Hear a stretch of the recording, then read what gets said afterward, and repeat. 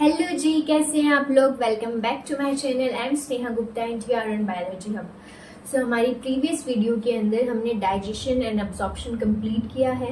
Now अब हम human physiology का next chapter that is breathing and exchange of gases को कवर करने वाले हैं, जिसके अंदर मेनली हमारा ह्यूमन रेस्पिरेटरी सिस्टम कवर होगा।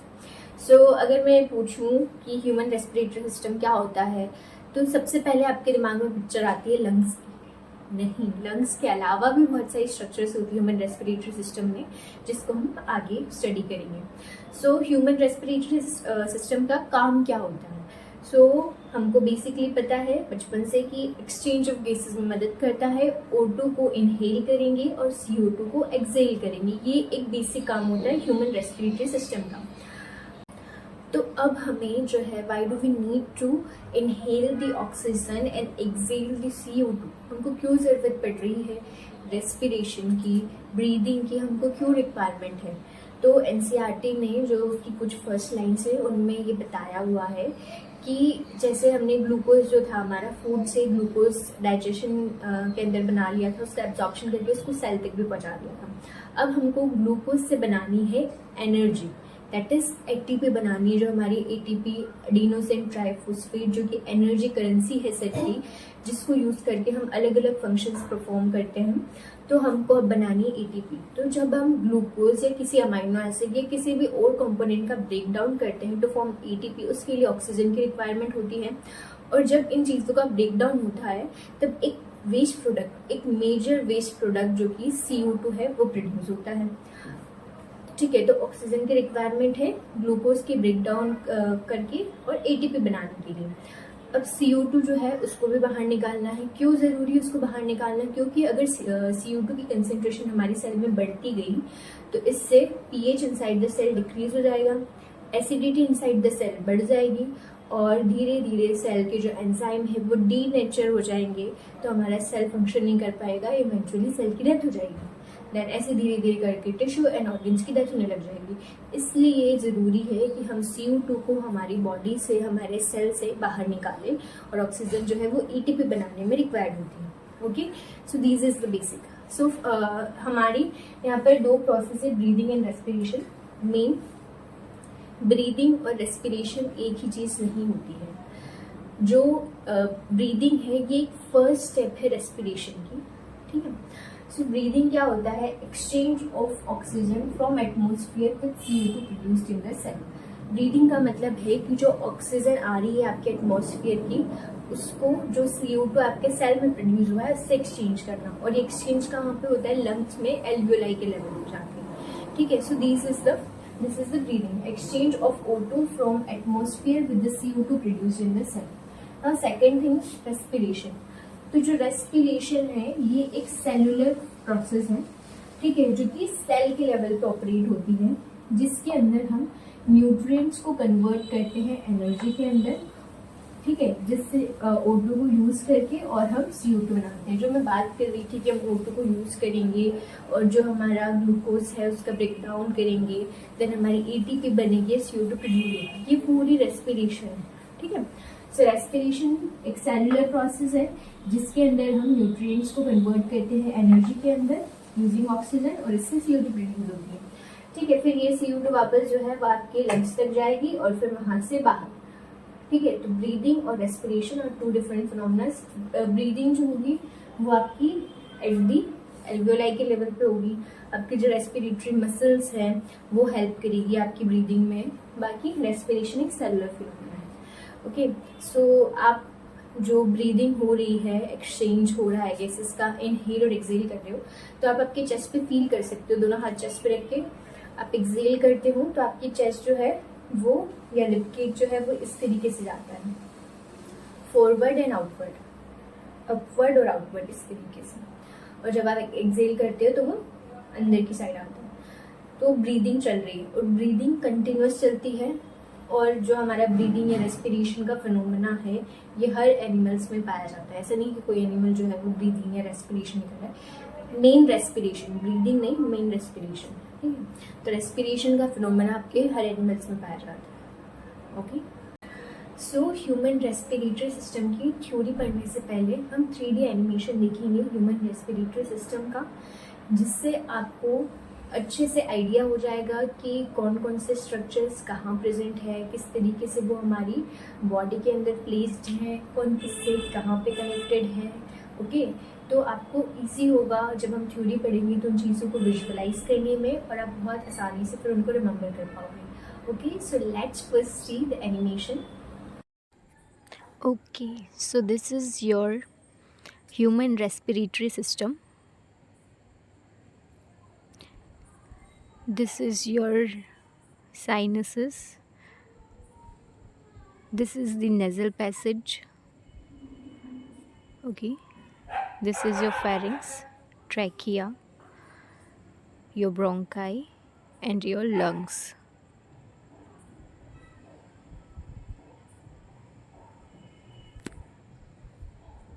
नाउ फर्स्ट आपको यहाँ पे सबसे पहले हम अपर रेस्पिरेटरी ट्रैक की बात करेंगे, तो सबसे पहले आपको साइनसेस दिख रहे होंगे, फ्रंटल, एथमॉइड, स्फिनॉइड और मैक्सिलरी साइनसेस। अब ये साइनसेस होते क्या हैं? सो साइनसेस जो होती है ये एयर कैविटीज़ होती है आपकी स्कल बोन के अंदर, आपको दिख रहे हैं ये अलग अलग साइनसेस। ओके, जो कि म्यूकस मेम्ब्रेन से लाइंड होती है, जो एयर को ह्यूमिडिफाई करने का काम करते हैं, जो हमने नेज़ल पैसेज में वर्क देखा था सारा, वो सारे 4 तरह के होते हैं, फ्रंटल, एथमॉइड, स्फिनॉइड और मैक्सिलरी साइनसेस। ठीक है, ये वॉइस रेजोनेंस में भी हेल्प करेंगे।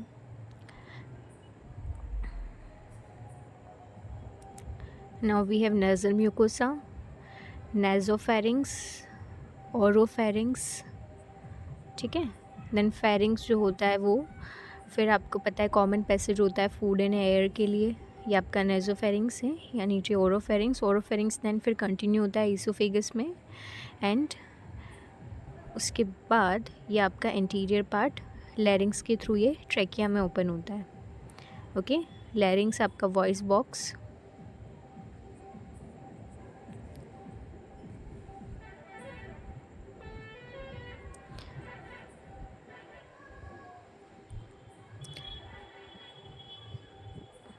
okay, this is made up of thyroid cartilage.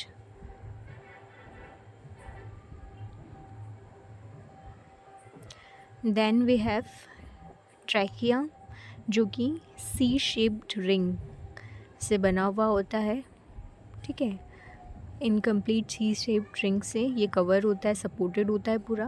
Then it divide into right and left primary bronchus, देख रहे के मिल रहा है आपको, at the level of T5 vertebra. Okay, this is the right bronchus, this is the hilum. ठीक है, जहाँ पर जो भी आपका ब्रोंकाई है वो एंटर करता है, ब्लड वेसल्स वगैरह एंटर करती है। ठीक है, then your terminal bronchioles,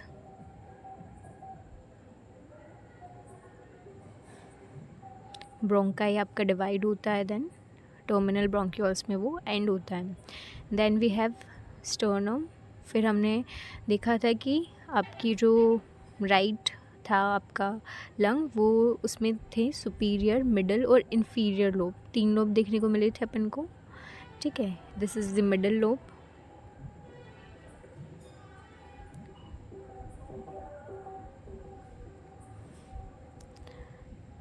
okay,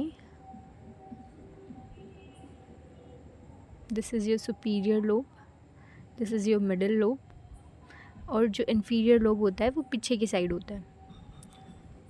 ठीक है, आपको देखने को मिल रहा होगा पीछे की साइड वो left superior and left inferior lobe, this is your left inferior lobe.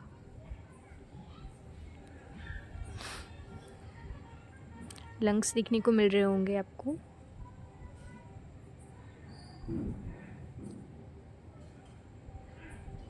Okay, this is, ये आपको डायफ्राम देखने को मिल रहा है डोम शेप का, योर राइट इन्फीरियर लोब देखने को मिल रहा है ये। ठीक है, तो लंग्स आगे की साइड पे एंड होते हैं 6th आपकी रिब पे, लेटरल साइड में 8th और पोस्टीरियर साइड में 10th रिब पे। Okay, now this is the heart, ठीक है, हार्ट दे रखा है। You have the superior vena cava, जहाँ पर जो है आपका डीऑक्सीजनेटेड ब्लड जो है आपके एट्रियम में पंप होता है। देन यू हैव ऑर्टा, जहाँ पे आपका असेंडिंग और डिसेंडिंग ऑर्टा होता है, जहाँ से पूरा जो आपकी सिस्टेमिक सर्कुलेशन है वहाँ पे ब्लड जाता है। Then you have pulmonary arteries and pulmonary vein, okay.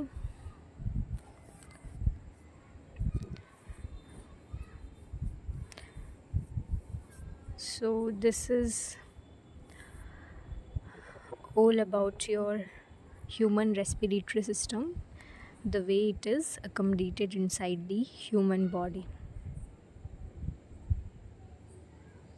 Okay, so now मैंने बोला था कि जितने भी एनिमल्स है, चाहे वो लोअर इनवर्टिब्रेट से हायर वर्टिब्रेट हो, हर कोई रेस्पायर करता है। रेस्पिरेशन की प्रोसेस हर किसी में होती है, बट जो मैकेनिज्म ऑफ ब्रीदिंग है वो डिफरेंट ग्रुप ऑफ एनिमल्स के अमंग वेरी करता है, depending on their habitat and level of organisation. वो कहाँ रह रहे हैं, पानी में है या ऑन आपकी ग्राउंड पे रह रहे हैं, और किस लेवल का ऑर्गेनाइजेशन है, इस पर डिपेंड करता है उनका मैकेनिज्म ऑफ ब्रीदिंग। तो जैसे कि आपके लोअर इनवर्टिब्रेट जैसे कि स्पॉन्जेस, फ्लैटफॉर्म और सीलेंट्रेट जो है वो अपनी एंटायर बॉडी सरफेस से ब्रीथ करते हैं। एंटायर बॉडी सरफेस से सिंपल डिफ्यूजन करते हैं O2 और CO2 का। High concentration to low concentration gaseous exchange होता है वहाँ पर, ओके। अर्थ फॉर्म जो है वो अपनी मॉइस्ट क्यूटिकल यूज़ करता है फॉर रेस्पिरेशन। इंसेक्ट्स जो है वो एक नेटवर्क होता है ट्यूब का, जिसको हम ट्रेकियल ट्यूब बोलते हैं, उसके थ्रू पूरी बॉडी में जो है वो गैसियस एक्सचेंज करता है। एक्वेटिक आर्थ्रोपोड्स जो होते हैं वो गिल्स को यूज़ करते हैं। सो अगर कोई गिल्स को यूज़ कर रहा है फॉर रेस्पिरेशन, इस तरीके के रेस्पिरेशन को हम ब्रैंकियल रेस्पिरेशन बोलते हैं। क्या बोलते हैं? Branchial respiration. Now next is terrestrial form. तो जो टेरेस्ट्रियल फॉर्म है या कुछ जो टेरेस्ट्रियल आर्थ्रोपोड्स वगैरह है, वो लोग लंग्स को यूज़ करते हैं फॉर दी रेस्पिरेशन, और इस तरीके की रेस्पिरेशन जिसके अंदर हम लंग्स को यूज़ करते हैं फॉर रेस्पिरेशन, इसको हम पल्मोनरी रेस्पिरेशन बोलते हैं, ओके। नाउ वर्टिब्रेट्स की बात करते हैं तो उसमें फिशेस जो होती है वो गिल्स को यूज़ करती है, अगेन है ब्रैंकियल रेस्पिरेशन। बाकी एम्फीबियंस, रेप्टाइल्स, बर्ड्स, मैमल्स, ये सभी लोग लंग्स को यूज़ करते हैं फॉर रेस्पिरेशन, ओके। बट कुछ है जैसे कि फ्रॉग, कुछ ऐसे एम्फीबियंस जो कि मॉइस्ट स्किन को यूज़ कर रहे होंगे फॉर रेस्पिरेशन, और इस तरीके की रेस्पिरेशन जिसके अंदर हम मॉइस्ट स्किन को यूज़ कर रहे हैं फॉर रेस्पिरेशन, इस तरीके की रेस्पिरेशन को हम क्यूटेनियस रेस्पिरेशन बोलते हैं, okay. So mechanism of breathing या जो आपके रेस्पिरेटरी ऑर्गन है वो डिपेंड करता है कि क्या लेवल ऑफ ऑर्गेनाइजेशन है और क्या हैबिटेट है उस group of particular group of animal का, okay. So next talk about the human respiratory system, ठीक है, जो है हमारा human respiratory system. So it start with the pair of nostril, जो कि अपर लिप के अबव प्रेजेंट है, external pair of nostrils. Then nostril lead to nasal chamber through nasal passage, nasal passage के थ्रू नेजल चैम्बर तक हम जाते हैं। इस बीच हमको 3 रीजन देखने को मिलता है, vestibular region, respiratory region and olfactory region, okay. Vestibular region, respiratory region and olfactory region. अब जो हमारा वेस्टिबुलर रीजन होता है ये एयर को फिल्टर करने का काम करता है, मीन्स अगर कोई फॉरेन पार्टिकल्स है या डस्ट पार्टिकल्स है तो वो उनको ट्रैप करता है। रेस्पिरेटरी रीजन जो होता है वो हमारी एयर को ह्यूमिडिफाई करता है, ठीक है, और साथ ही साथ bring the temperature of air to the body temperature, जो हमारा बॉडी का जो टेम्परेचर है उसके बराबर एयर का टेम्परेचर रहा। Third is olfactory region. ये जो आपकी स्मेल की सेंसेशन है, जो कि स्मेल के पार्टिकल्स होते हैं वो जाकर के अटैच होते हैं, तो ये जो भी सेंसरी पार्ट है, जो सेंसेशन है स्मेल की, उनको जो है वो आपके ऑल्फैक्टरी लोब, ऑल्फैक्टरी बल्ब तक लेके जाता है, okay. So these are part of nasal passage. Then nasal chamber lead to pharynx. So pharynx के 2 पार्ट होते हैं, नेजोफेरिंग्स एंड ओरोफेरिंग्स, और हमको पहले ही पता है कि pharynx serve as common passage for food and air. Then फिर फेरिंग्स जो है वो लैरिंग्स के थ्रू ट्रेकिया में ओपन होता है। लैरिंग्स को हम बोलते हैं साउंड बॉक्स, ठीक है। लैरिंग्स में इस तरीके से वोकल कॉर्ड्स प्रेजेंट होते हैं, तो जब भी हम एक्सपायर करते हैं तो ये वोकल कॉर्ड्स जो होते हैं वो वाइब्रेट करते हैं और साउंड प्रोड्यूस करते हैं, तो इसीलिए लैरिंग्स को बोला जाता है sound box.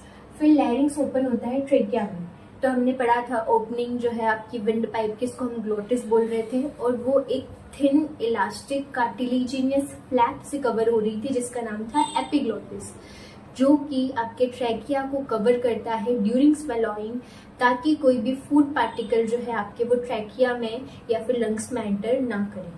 Okay, now next है ट्रेकिया। तो जो आपका ट्रेकिया होता है वो एंटीरियरली स्टर्नल एंगल पे, यहाँ पे आपको एक रिच फील होगी जिसको हम स्टर्नल एंगल बोलते हैं, तो anteriorly eight the level of sternal angle और पोस्टीरियरली फिफ्थ थोरेसिक वर्टिब्रा के लेवल पे, मतलब T5 के लेवल पे जाकर के ये डिवाइड होता है राइट और लेफ्ट प्राइमरी ब्रोंकाई के अंदर, ठीक है। नाउ ये जो प्राइमरी ब्रोंकाई है ये रिपीटेडली अंडरगो डिविजन, ठीक है, और ये सेकेंडरी और टर्शियरी ब्रोंकाई बनाते हैं, देन ब्रोंकियोल्स, एंड फिर बहुत थिन टर्मिनल ब्रोंकियोल में ये एंड होते हैं। फिर टर्मिनल ब्रोंकियोल से वेरी थिन इरेगुलर शेप की वेस्कुलराइज्ड बैगलेट स्ट्रक्चर हमको एल्वियोलाई देखने को मिलती है, जो एल्वियोलाई ही मेन साइट है गैसियस एक्सचेंज की, ठीक है। यहाँ पर ही O2 CO2 का एक्सचेंज होता है।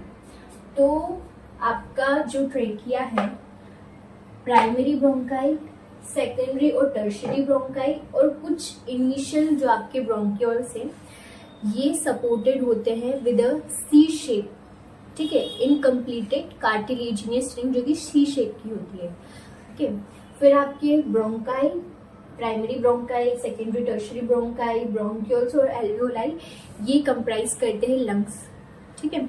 तो हमारे पास दो लंग्स होते हैं, राइट और लेफ्ट लंग। राइट लंग जो होते हैं उसमें 3 लोब होते हैं, first is superior lobe, middle lobe and inferior lobe. जो लेफ्ट लंग होता है उसमें 2 लोब होते हैं, सुपीरियर और इंफीरियर। तो आपको घर जाके सोचना है इस वीडियो के बाद कि लेफ्ट लंग में 2 ही लोब क्यों है, राइट में तो 3 है, लेफ्ट में 2 ही क्यों है। फिर मैं आपको नेक्स्ट वीडियो में बताऊंगी कि लेफ्ट में 2 ही लोब क्यों होते हैं। ओके, नाउ इसके बाद हमारा जो हम लंग्स की बात कर रहे थे, तो लंग्स के ऊपर कवरिंग होती है, ज्यादातर विस्ट्रल ऑर्गन्स के ऊपर कवरिंग होती है, तो इसके ऊपर भी कवरिंग होती है। प्लूरा बोलते हैं लंग्स की कवरिंग को। 2 कवरिंग है, एक है विस्ट्रल प्लूरा, एक है पैराइटल प्लूरा। तो जो विस्रल प्लूरा होती है ये आपकी लंग सरफेस के कांटेक्ट में होती है, और पैराइटल प्लूरा जो होती है ये आपकी थोरेसिक कैविटी के कांटेक्ट में होती है। इन दोनों के बीच में होता है प्लूरल फ्लूइड जो कि एज ए शॉक एब्जॉर्बर काम करता है और लंग सरफेस में जो फ्रिक्शन है उसको भी रिड्यूस करता है। ओके, नाउ हमारे नॉस्ट्रल से लेकर के all the way to terminal bronchiole, इस पूरे पार्ट को हम बोलते हैं कंडक्टिंग पार्ट, ठीक है। और जो आपकी एल्वियोलाई और इसकी डक्ट वगैरह जो भी होती है इसको हम बोलते हैं एक्सचेंज पार्ट, ठीक है। तो कंडक्टिंग पार्ट का काम क्या होता है, ये एटमॉस्फेयर से जो आपके एल्वियोलाई है वहां तक एयर लेके आएगा, इस बीच में कोई एक्सचेंज नहीं होगा, एयर लेके आया है ये। उसके अलावा it humidifies the air, it frees the air from foreign particle and bring the temperature of air to the body temperature. ये 3 काम करता है बीच में, क्या, फॉरेन पार्टिकल से फ्री करेगा, ह्यूमिडिफाई करेगा, टेम्परेचर जो है वो उसका बॉडी टेम्परेचर के बराबर लेके आएगा। नाउ एक्सचेंज पार्ट, ये आपका मेन पार्ट होता है जहाँ पर O2 और CO2 का एक्सचेंज होता है, ठीक है। जो आपका ब्लड है और जो एल्वियोलाई है उसके बीच में O2 CO2 का एक्सचेंज होता है, मेन जो है ये आपका एल्वियोलाई पे होता है। Okay, so next we will understand the mechanism of breathing. So breathing जो है आपकी 2 स्टेप में होती है, first is inspiration and then expiration. So inspiration जो होता है जिसके अंदर हम ब्रीद इन करते हैं तो atmospheric air into the lungs आती है, एंड इन एक्सपीरेशन एटमॉस्फेरिक जो एयर होती है वो आउट ऑफ द लंग्स की जो एयर है वो out of the lungs into the atmosphere जाती है। सो ये जो मूवमेंट ऑफ एयर है with in and out of the lungs जो हो रहा है, is carried out by creating a pressure gradient between the lungs and atmosphere. lungs और atmosphere के बीच में pressure gradient create करके जो है वो हम इस तरीके से एयर का मूवमेंट करा रहे हैं लंग्स के अंदर और लंग्स से बाहर इनटू द एटमॉस्फेयर. सो आपको पता होगा प्रेशर और वॉल्यूम के बारे में का रिलेशन तो पता ही होगा कि प्रेशर और वॉल्यूम इनवर्सली जो है वो प्रोपोर्शनल होते हैं. ठीक है, अगर वॉल्यूम ज़्यादा है तो प्रेशर कम होगा. सो ये जो आपकी एक्सचेंज होता है गैसेस का, एयर मतलब जो है आपके एटमॉस्फेयर और लंग्स के बीच में, ये एक्सचेंज होता है अलोंग द कंसंट्रेशन ग्रेडियंट होता है. ठीक है, सो जब आपकी एटमॉस्फेरिक एयर लंग्स में आ रही है, दैट इज जब आप ब्रीथ इन कर रहे हो, इंस्पायर कर रहे हो, तो वो high concentration to low concentration gradient आ रही होगी. ऑफकोर्स ही बात है. ठीक है, high pressure to low pressure आ रही होगी. दैट मीन्स आपका जो लंग्स का प्रेशर है वो कम होना चाहिए as compare to the atmosphere. That means आपका इंट्रा पल्मोनरी प्रेशर कम होना चाहिए, नेगेटिव होना चाहिए at the time of inspiration, ताकि एटमॉस्फेरिक एयर लंग्स में आ सके. ठीक है, फिर at the time of expiration क्या होता है कि लंग्स से एयर बाहर जा रही है, वो भी जो है वो अलोंग द कंसंट्रेशन ग्रेडियंट जाएगी, means high pressure to low pressure जाएगी. दैट मीन्स लंग्स के अंदर जो है वो प्रेशर ज्यादा होना चाहिए, एयर का प्रेशर ज्यादा होना चाहिए. दैट मीन्स जो है आपके एटमॉस्फेरिक प्रेशर से ज्यादा लंग्स का प्रेशर होना चाहिए. That means intra pulmonary pressure जो है आपका ज्यादा होना चाहिए, पॉजिटिव होना चाहिए at the time of expiration. So ये प्रेशर ग्रेडियंट मेंटेन करने में, अचीव करने में हमें हेल्प करती है मसल्स, जैसे कि डायफ्राम हो गया, या फिर उसके डायफ्राम के साथ साथ जो है आपकी एक्सटर्नल और इंटरनल इंटरकोस्टल मसल्स जो कि रिब्स के बीच में प्रेजेंट होती है. Okay, this will help to achieve the pressure gradient. ठीक है, अब हम इंस्पिरेशन के प्रोसेस को समझेंगे. ये डायग्राम से डोंट माइंड, अगर थोड़ा समझने की कोशिश करना, ये लंग्स है, रिब्स वगैरह है, ये डायग्राम है आपका. डायग्राम्स अच्छे नहीं है मेरे. सो सबसे पहले हम इंस्पिरेशन के प्रोसेस को समझते हैं. ओके, सो इंस्पिरेशन में बेसिकली हो क्या रहा है कि एयर अंदर आ रही है. मैंने बताया है आपको प्रेशर वॉल्यूम रिलेशनशिप से वॉल्यूम ज़्यादा होनी चाहिए. अगर आपको प्रेशर कम करना है तो एयर अंदर आ रही है, प्रेशर कम होना चाहिए, इंट्रापल्मोनरी प्रेशर नेगेटिव होना चाहिए. तो अब हम वॉल्यूम बढ़ाएंगे.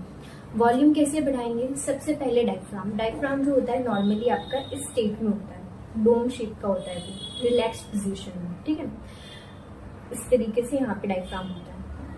वो ऐसा हो जाएगा, ऐसा है, ऐसा हो जाएगा. ठीक है, वो कॉन्ट्रैक्ट हो जाएगा, फ्लैट हो जाएगा. इसमें आपको दिख रहा है ये नीचे जा रहा है डायफ्राम, कॉन्ट्रैक्ट हो गया, फ्लैट हो गया डायफ्राम.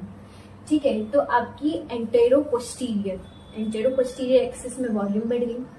सेकेंड है आपकी जो रिब्स है और जो स्टर्नम है, वो विद जो आपकी इंटरकोस्टल मसल्स है वो कॉन्ट्रैक्ट वगैरह करती है. तो जो रिब्स और स्टर्नम है वो आपकी आउटवर्ड और फॉरवर्ड इस तरीके से जाती है.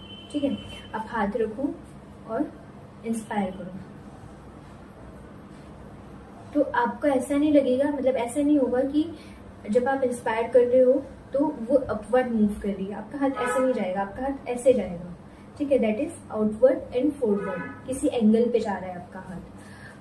तो इस तरीके से रिब्स और स्टर्नम ऊपर की साइड रेस्ट होती है. तो आपकी डोर्सो वेंट्रल एक्सिस में भी वॉल्यूम बढ़ी. तो ओवरऑल जो है एंटेरो पोस्टीरियर एक्सिस और डोर्सो वेंट्रल एक्सिस में हमने वॉल्यूम बढ़ा दी. वॉल्यूम बढ़ गई मतलब प्रेशर कम हो गया, इंट्रा पल्मोनरी प्रेशर कम हो गया है, नेगेटिव हो गया है. तो अब आसानी से जो है वो high pressure, that means atmosphere to lungs air enter कर जाएगी. ये प्रोसेस है इंस्पिरेशन की, वेरी सिंपल. ठीक है, बस आपको ध्यान रखना है कि किस तरीके से हम वॉल्यूम बढ़ाएं.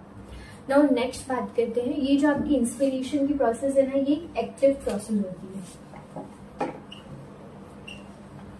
ये बात ध्यान रखना, क्योंकि यहाँ पर जो आपकी मसल्स है वो कॉन्ट्रैक्ट करती है. ठीक है, एक एक्टिव प्रोसेस होती है, एनर्जी की रिक्वायरमेंट होती है. नाउ बात करते हैं second process, that is expiration.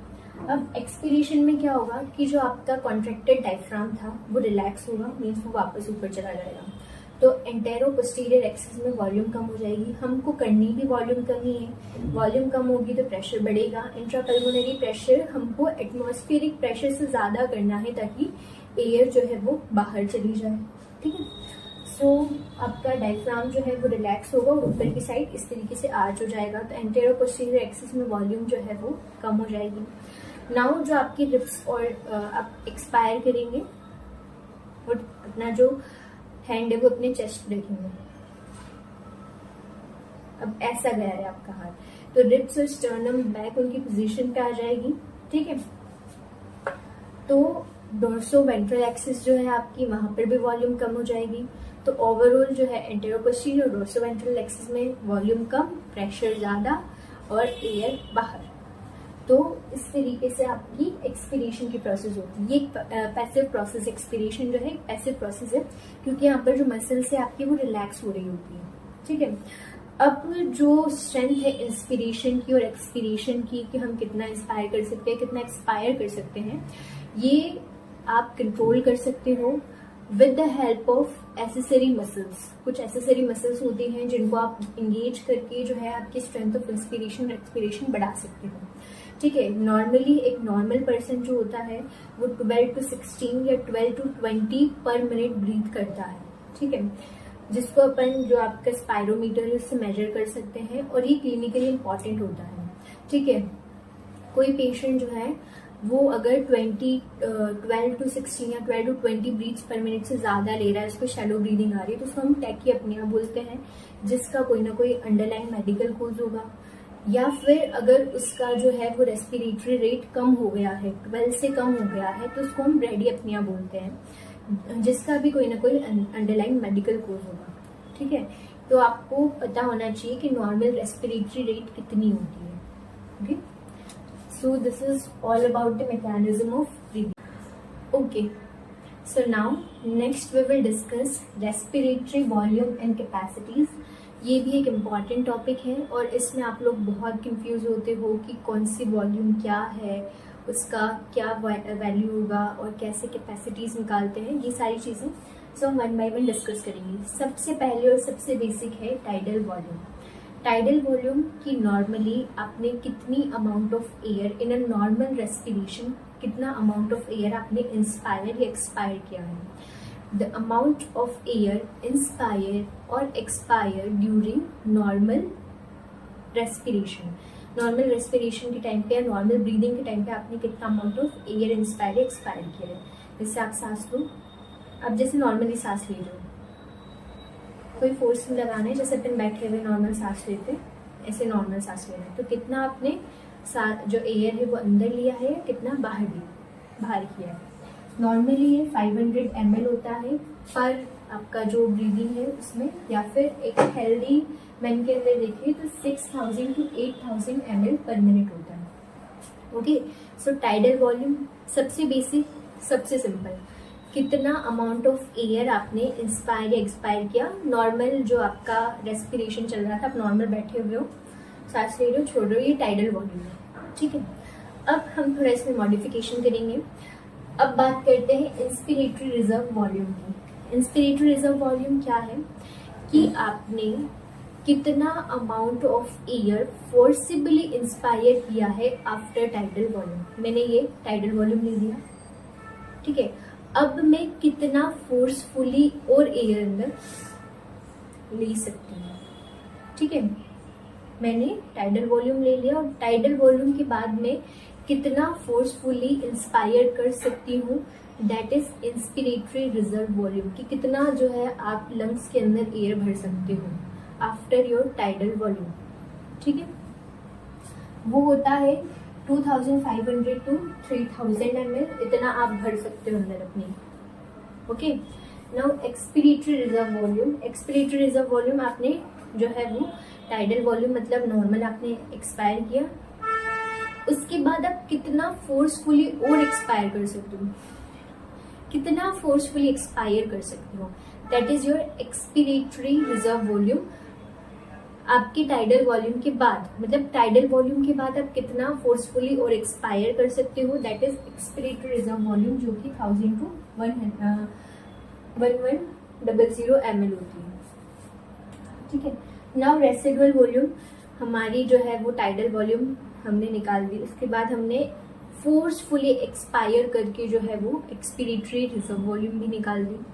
उसके बाद मतलब एक फोर्सफुल एक्सपिरेशन के बाद आपने पूरी तरीके से पूरी ताकत लगा के लंग से सारी एयर बाहर निकाल दी, उसके बाद भी the amount of air that remain inside the lung after forceful expiration, इसको हम रेसिडुअल वॉल्यूम बोलते हैं, जो कि लंग्स को कोलैप्स होने नहीं देती है, वो प्रेजेंट होती है लंग्स में, जो कि 1100 से 1200 ml होती है।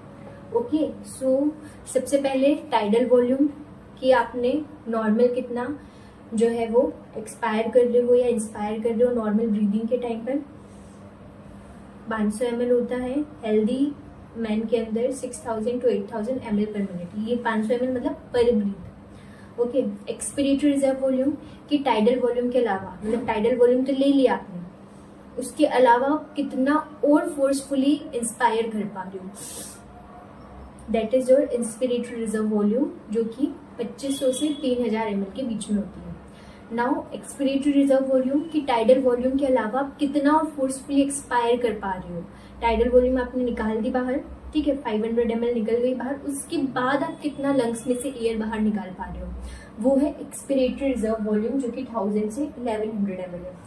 उसके बाद आपके फोर्सफुल एक्सपिरेशन के बाद कितनी और एयर बची है लंग्स में, that is your residual volume, जो कि आपकी 1100 से 1200 ml के बीच में होती है। Okay, so tidal volume, inspiratory reserve volume, expiratory reserve volume और रेसिडुअल वॉल्यूम, ये सारी वॉल्यूम आपको ढंग से समझना बहुत जरूरी है, बिकॉज इन्हीं वॉल्यूम को ऐड करके हम कैपेसिटीज बनाएंगे, जिसका क्लिनिकली इम्पोर्टेंस होता है।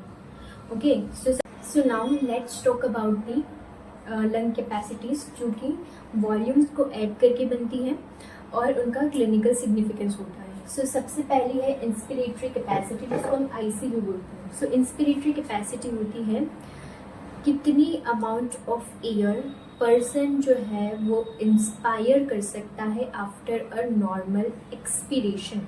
नॉर्मल एक्सपिरेशन किया आपने, दैट मीन्स आपकी जो टाइडल वॉल्यूम है वो बाहर निकाल दी, नॉर्मल एक्सपायर कर दिया, टाइडल वॉल्यूम बाहर निकाल दी। अब कितना अमाउंट ऑफ जो एयर है वो आप ब्रीद इन कर सकते हो, कितनी amount of air breathe in कर सकते हो आप, इंस्पायर कर सकते हो आप, ठीक है। तो एक तो तुम्हारी नॉर्मल वाली जाएगी, आप टाइडल वॉल्यूम को इंस्पायर कर सकते हो, फिर आपकी जाएगी इंस्पिरेटरी रिजर्व वॉल्यूम।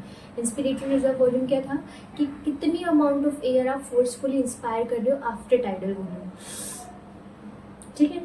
तो तुम एक तो टाइडल वॉल्यूम इंस्पायर कर सकते हो और एक इंस्पिरेटरी रिजर्व वॉल्यूम को इंस्पायर कर सकते हो। इंस्पिरेटरी कैपेसिटी क्या है कि the amount of air a person can inspire, या मैक्सिमम लगाएंगे हम आगे, the maximum amount of air a person can inspire after a normal expiration.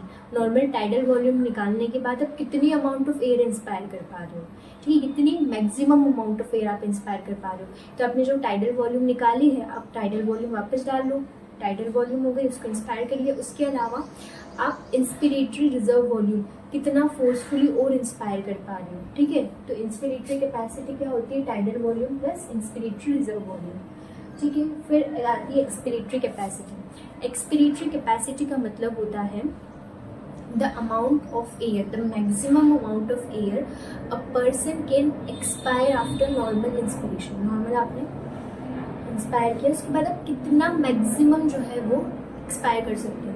तो आपने टाइडल वॉल्यूम इंस्पायर की थी, तो टाइडल वॉल्यूम बाहर निकाल दो एक तो, और सेकंड जो है कि ERV एक्सपिरेटरी रिजर्व वॉल्यूम कि कितना आप मैक्सिमम अमाउंट ऑफ एयर जो है वो एक्सपायर कर सकते हो, फोर्सफुली एक्सपायर कर सकते हो आफ्टर दी टाइडल वॉल्यूम। तो आप इंस्पायर करा आपने नॉर्मल, अब आप एक्सपायर किए, टाइडल वॉल्यूम निकल गई, एक्सपिरेटरी रिजर्व वॉल्यूम निकल गई, ठीक है। सो TB plus ERV expiratory capacity होगी। अब now functional residual capacity. Functional residual capacity जो होती है आपकी, वो है कि कितना अमाउंट ऑफ एयर जो है वो लंग्स में बच गया एक नॉर्मल एक्सपिरेशन के बाद, ठीक है। नॉर्मली आपने एक्सपायर किया तो आपने टाइडल वॉल्यूम बाहर निकाल लिया, अब कितना अमाउंट बचा है आपके पास, तो आप क्या कर सकते हो, फोर्सफुली एक्सपायर कर सकते हो इसके बाद और जो है वो एयर निकालने के लिए, तो तुम ERV बचा है अंदर, और जो नहीं निकलेगा दैट इज रेसिडुअल वॉल्यूम, वो होती है आपकी फंक्शनल रेसिडुअल कैपेसिटी, जो कि ER प्लस RV होती है। आपको उनको सभी को समझने की जरूरत है अच्छे से, और अगर आपको जब तक वॉल्यूम समझ में नहीं आएगी आप कैपेसिटीज नहीं समझ सकते हो, ठीक है। नाउ है वाइटल कैपेसिटी। वाइटल कैपेसिटी का मतलब होता है कितनी maximum amount of air a person can breathe in और inspire after a forced expiration. मैंने फोर्स्ड एक्सपीरेशन से सारी जो है एयर बाहर निकाल दी लंग्स की, अभी रेसिडुअल बची है, सब बाहर निकाल दी जितनी मैं निकाल सकती थी। उसके बाद मैं कितना फोर्सफुली इंस्पायर कर सकती हूँ, तो जब मैं एयर लूंगी तो एयर मेरी एक्सपीरेटरी रिजर्व वॉल्यूम की जगह लेगी, फिर टाइडल वॉल्यूम आएगी उसकी जगह लेगी, फिर इंस्पिरेटरी रिजर्व वॉल्यूम की जगह लेगी। तो इसके अंदर आपकी ERV plus TV plus IRV होती है। या फिर एक दूसरी तरीके से समझे कि कितना मैक्सिमम अमाउंट ऑफ एयर एक पर्सन एक्सपायर कर सकता है after forceful inspiration. Forceful inspiration के बाद आप कितना बाहर निकाल सकते हो। तो देखो पहले से ही मेरे पास अपने नॉर्मल इंस्पायर कर रहे थे, तो टाइडल वॉल्यूम थी से, ERV थी से, RV कहीं बाहर नहीं जाएगी। और फिर मैंने फोर्सफुल इंस्पायर किया तो IRV कोड ले लिया।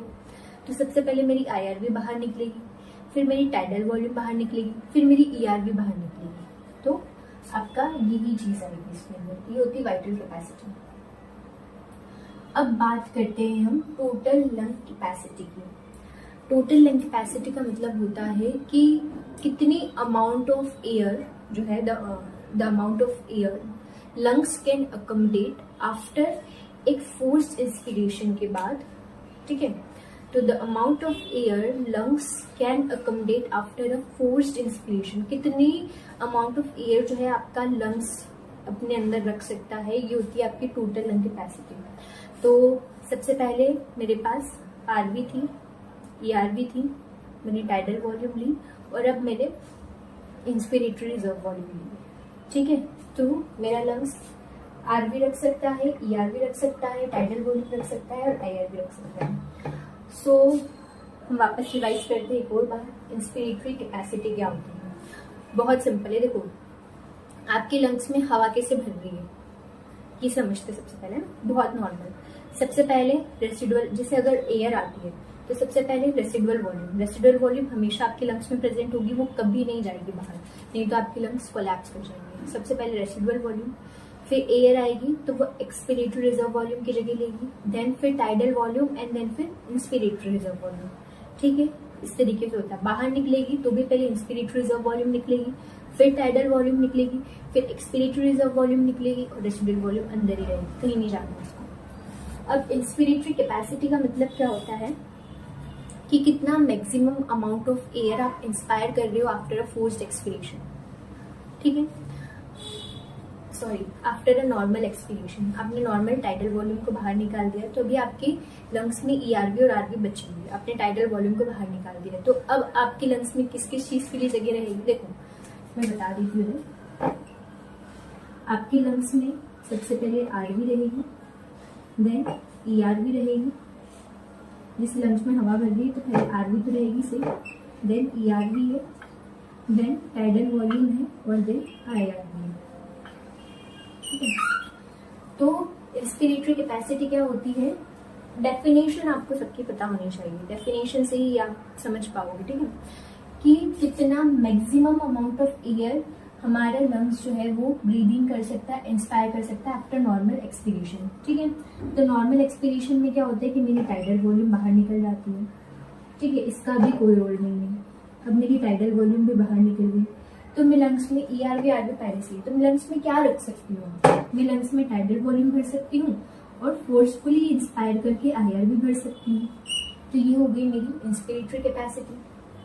अब एक्सपिरेटरी कैपेसिटी क्या होगी कि एक नॉर्मल जो है वो इंस्पिरेशन के बाद कि मैं कितना जो है वो एक्सपायर कर सकती हूँ, ठीक है। तो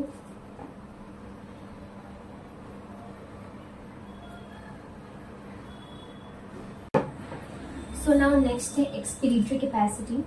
तो कि कितना परसेंट जो है कितना वॉल्यूम ऑफ एयर जो है वो पर्सन एक्सपायर कर पा रहा है आफ्टर नॉर्मल इंस्पिरेशन, ठीक है।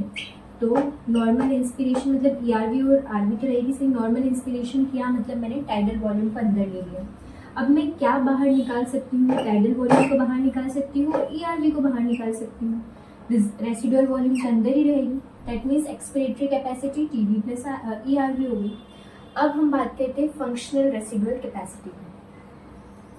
फंक्शनल रेसिडुअल कैपेसिटी क्या होगी, वापस से लिख लेती हूँ कि एक